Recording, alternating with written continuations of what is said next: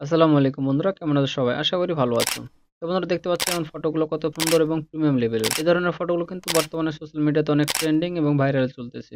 যেমন YouTube, Facebook, TikTok, Pinterest সহ অন্যান্য সোশ্যাল মিডিয়া প্ল্যাটফর্মে কিন্তু বর্তমানে অনেক ট্রেন্ডিং এ চলতেছে। এই অসাধারণ ফটোগুলো কিভাবে বানাবেন আজকের ভিডিওতে আমি দেখাতে চলেছি। তো আপনি যদি এমন ফটো বানাতে চান তাহলে আপনি আজকের ভিডিওটি সম্পূর্ণ দেখুন। যদি আজকের ভিডিওটি সম্পূর্ণ দেখেন তাহলে আপনারা এরকম ফটো বানাতে পারবেন মাত্র 1 মিনিটে। তাও আবার আপনার হাতে থাকা স্মার্টফোন দিয়ে। আজকের ভিডিওতে যে ফটোগুলো তৈরি করে দেখাবো তার সম্পূর্ণ প্রম্পট আমি আমার ভিডিও ডেসক্রিপশন বক্সে এবং টেলিগ্রাম চ্যানেলে দিয়ে রাখবো। সেখান থেকে কপি করে নিতে পারবেন। তো বন্ধুরা, বেশি কথা বাড়াবো না, চলুন ভিডিওটি শুরু করে যাক। প্রম্পটটি কপি করে নিয়ে আসতে হবে। তো আমার নোটপ্যাডে আছে, আমি এখান থেকে কপি করে নিচ্ছি। তো বন্ধুরা, প্রম্পটটি কপি করার পরে চলে যেতে হবে আপনাদের জেমিনি অ্যাপ্লিকেশনে। জেমিনি অ্যাপ্লিকেশনটা যদি না থাকে তো প্লে স্টোর থেকে ডাউনলোড করে নেবেন। তো চলে গেলাম আমি জেমিনি অ্যাপ্লিকেশনে। জেমিনি অ্যাপ্লিকেশনে আসার পর আপনাদের সামনে ঠিক এরকম একটি ইন্টারফেস চলে আসবে। আপনারা দেখতে পাচ্ছেন ব্যানানা ক্রিয়েট ইমেজ, জাস্ট এখানে ক্লিক দিবেন। ক্লিক দেওয়ার পর প্লাস আইকনে ক্লিক দিবেন। গ্যালারিতে ক্লিক দিয়ে আপনার মুখের এবং ফেসের ছবিটি এখানে আপলোড করে দিবেন। তো আপনারা দেখতে পাচ্ছেন ফটোটা আপলোড করে দিলাম এবং যে প্রম্পটটি আমি কপি করে নিয়ে এসেছি সেই প্রম্পটটি পেস্ট করে দেবো। পেস্ট করে দেওয়ার পর সেন্ড বাটনে ক্লিক দেবো। এখানে 10 থেকে 15 সেকেন্ড ওয়েট করলে আমাকে সেই কাঙ্ক্ষিত ফটোটি আমাকে বানিয়ে দিবে।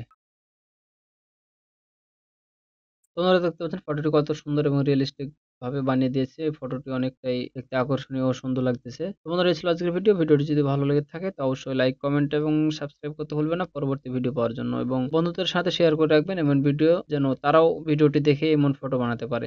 দেখা হবে পরবর্তী নতুন কোনো ভিডিওতে। সে পর্যন্ত সবাই ভালো থাকবেন, সুস্থ থাকবেন। খোদা হাফেজ।